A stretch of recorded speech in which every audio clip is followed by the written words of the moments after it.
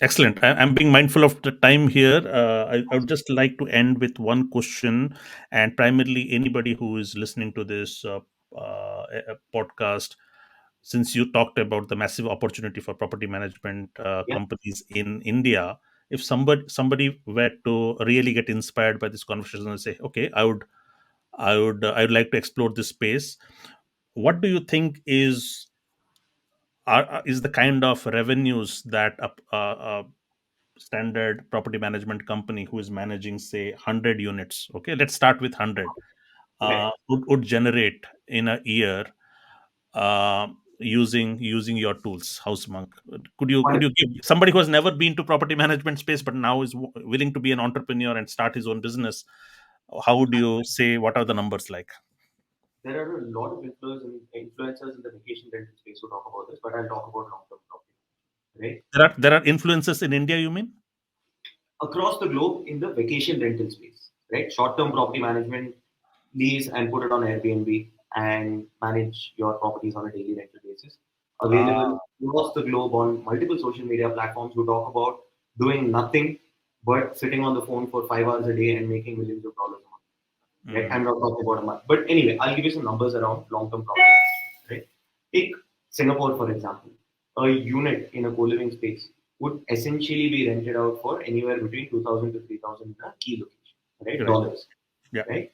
Now, given that 100 units are available in that space, 2,000 into 100 is about $200,000, Right. right? And this is the gross transaction value, right? This is the rent that's flowing through your system. Right. Assume you can make about 8% of the rent, which is the bare minimum, right? 8% Uh, to 12% is what I have heard. 8 to 12% is 8% the is 1%. Exactly. So the bare minimum is 8%, or to make the math easier, you're 10%, right? So you would start off with $20,000 a month just by convincing probably three owners to hand over the property to you. Given that there are so many tools available in the market similar to ours, and given that we've integrated with service providers, we have marketplaces that help you find the right vendors to manage this. You are not going to do anything but sit in a chair like you and me right now and call a few owners to get there, right?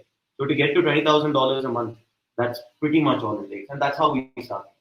It was me and my co-founder pretty much sitting at home calling owners and telling them, "Look, we can manage your property."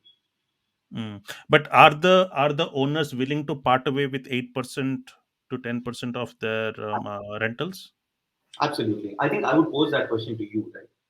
Assume you had about 10 properties, in India or in Singapore or wherever it is, and you're currently situated in Germany.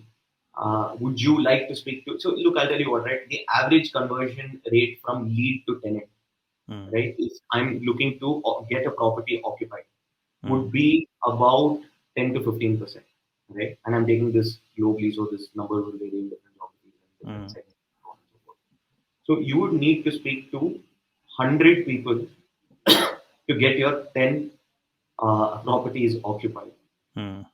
Post doing this, you'll have to deal with, say, again, knowing that, I mean, given that we have this data in our ticketing module, on average, a tenant raises at least one ticket a month. So Right. that's 10 tickets, 10 vendors you're speaking to, and uh, and 10 rent collections that you have to deal with every month. This is a Mm. full time, Got it. right? So most most investors who invest in real estate as an asset for investment and do not buy it as a sentiment buy end up giving it to property management companies because they understand the value. Got it. Are you, as part of your business interest, are you also doing something towards educating this sector, so that there are more property managers? Absolutely. So we have a whole bunch of reports that come out. So Global Co-living report is something that was the most popular. We had about 1,400 odd people who actually requested us to come back with another report this time. That's why this was out quickly. We skipped 1 year during the pandemic because we thought we'll consolidate 2 years of what happened across the pandemic and put it out in one report. Um, with respect to property management and how you can use our property management tools and not just ours and other tools as well, right, in the market.